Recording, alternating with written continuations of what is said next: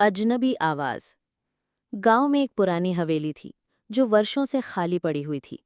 लोग कहते थे कि वहां रात के समय अजनबी आवाजें आती थीं और अगर कोई उस हवेली के पास से गुजरता तो उसकी नजरें वहां से हट नहीं पाती। एक रात सूरज ढलने के बाद दो दोस्त अर्जुन और विक्रांत ने तय किया कि वे उस हवेली का मुआयना करेंगे। वे दोनों हंसी मजाक करते हुए हवेली के पास पहुंचे। हवेली का दरवाज़ा खस्ता हाल था और जब उन्होंने उसे खोला तो भीतर का सन्नाटा उनके कानों में गूंजने लगा।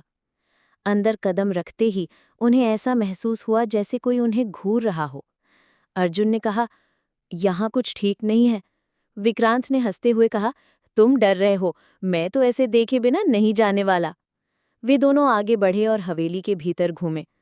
अचानक उन्हें एक पुराने दर्पण के पास एक सफ़ेद साड़ी में लिपटी हुई महिला की परछाई दिखी। उसका चेहरा अस्पष्ट था, लेकिन उसकी आंखें बिल्कुल साफ थीं, बड़ी, काली और खाली। अर्जुन ने डरते हुए कहा, ये क्या था? विक्रांत ने पलटकर देखा और फिर कहा, तुम्हारा वहम है, कुछ नहीं है। लेकिन जैसे ही विक्रांत ने अपनी नजरें घुमाईं, उसने देखा कि वो महिला उनके पास आ रही है।